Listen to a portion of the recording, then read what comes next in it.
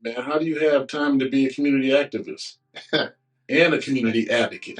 Needs problem, or we need street lights. We need sidewalks. We need to have the streets marked, that people can see at night. Everybody knows what the plan is. I mean, they tried to have a meeting to say that the Georgia Port Authority wasn't eyeing Henry County for an inland port. We know that dedicated truck lane is going to bring those trucks directly into McDonough from the Port of Savannah into Henry County. And that's the reason why they were pushing for the Bethlehem interchange. And all the trucks coming up, it's going to come northbound from Savannah. They weren't southbound. They're northbound. And it's going to come right through Henry County. And it's going to stop right there. It's going to be a port for Savannah, come from Savannah. And nobody, and then I heard they're supposed, now you talking about something, I heard they're supposed to be putting a rail yard there. There is a rail yard. For containers, to take them off. That's the inland port. Inland port, right? That's the inland port. And the poor man, something going on, it don't look right to me. So yeah, I saw that when I watched. I ran for mayor because I saw something wasn't right. I saw our wasted dollars going to waste, and no discussions going to waste. Most people know I'm on that Amphitheater's case because it was a waste of money. Nobody voted for it. Nobody wanted it. If they didn't vote for it, they didn't want it. And if they didn't know about it, they couldn't want it. Okay. People are enjoying it, right? It ain't making no money. It's not making money. It's not making no money. And then on top of that, they put that thing in the middle of an established neighborhood. You got to pay for the lights. You got to pay for the maintenance. You got to pay for the people to run it. You got to pay for the little flag man to come out there. You got to pay for security. You don't have any. I haven't seen any sponsors that they have. Like Coca-Cola, Pepsi-Cola, something like that. So you're saying the city is splitting the bill for the acts? They're putting the bill for something over there. They're putting the bill because it's not making any money. So if you were the mayor, what would you have done different? I would have made sure that there was transparency. As mayor, I kind of like got this council under control, especially that one council person who's always disrupting, with stuff that wasn't pertaining to city business. Okay? Are you talking about the councilman that cost the city over $2 million? More than that, buddy. The city, the constituents, they don't seem upset about it. Yes, they are, all over social media. If you were the mayor, how would you have handled that? When it comes down to business and other people's money and my money, I'm dead serious about taking care of business. If it don't make sense to me, it just don't make sense. Now make it make sense to me. So is that what you meant when you said this current council, they don't have a skill level? They don't. They don't have a skill level. They don't have a vision. It's been challenging when the money's getting wasted. I have, maybe because I know at least 3 other citizens. Somebody has to. Yeah. And not only in Stockbridge, but also in Henry County. Where's the money going? Why this stuff is not making sense at these board meetings I'm going to? I'm on the board of commissioners, and I have those same questions. When a commissioner can't get access to budget information, there's something wrong. Back in probably around 2012, I think the mayor was Alicon, Stockbridge. We got together and we negotiated building a road that connected Quarry Road on East Atlanta Road.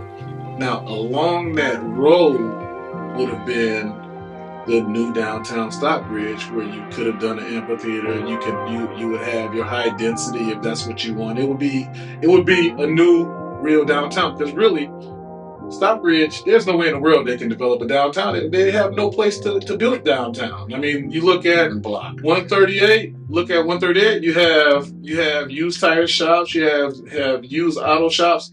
There's nowhere to build. So if you want to do something new, you would have to develop a new thoroughfare, and that thoroughfare was East Atlanta Road Rock Quarry connection. We said we would put a little bit of money because the road would have been inside the city. We would have worked with them. We would have partnered with them. We would have put money down, and they would have to cover the rest.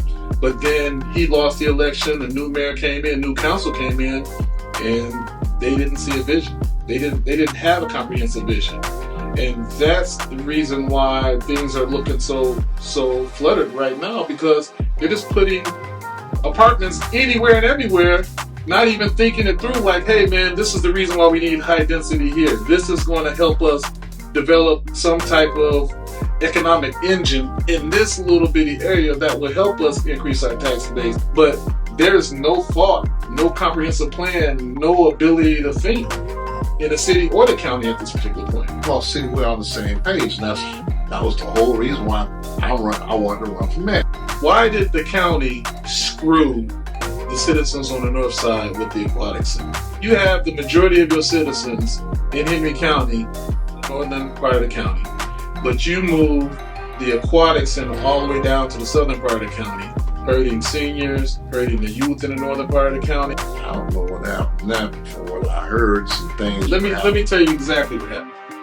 So when we were putting the SPLOST 5 list together, I said we need 2 aquatic centers, one on the south side, one on the north side, and the one on the north side would have been in Fairview. But we only had about $22, $23 million for the aquatic center. So we came back to another meeting, and I said, you know what? Let's do something grand. Let's do an aquatic center off of I-75 near Jodico, which would probably have been the best location, but I can't tell you after we elected the new chair, that whole thing fell apart.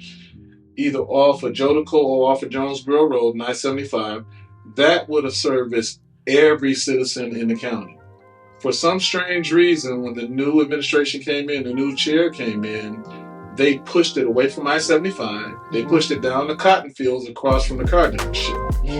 And I really don't understand why, because a lot of citizens are now disenfranchised and will never get to enjoy the new aquatic center, even though they're paying for it. Nobody would be able to get to it. We already talked about the traffic down in that area.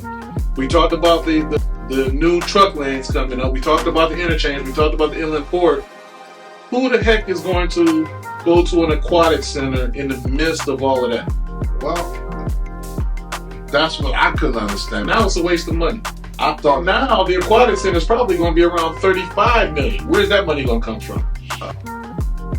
Y'all have to raise some taxes. Oh, you're not going to be on Won't be in office. That's how it is. They are building luxury.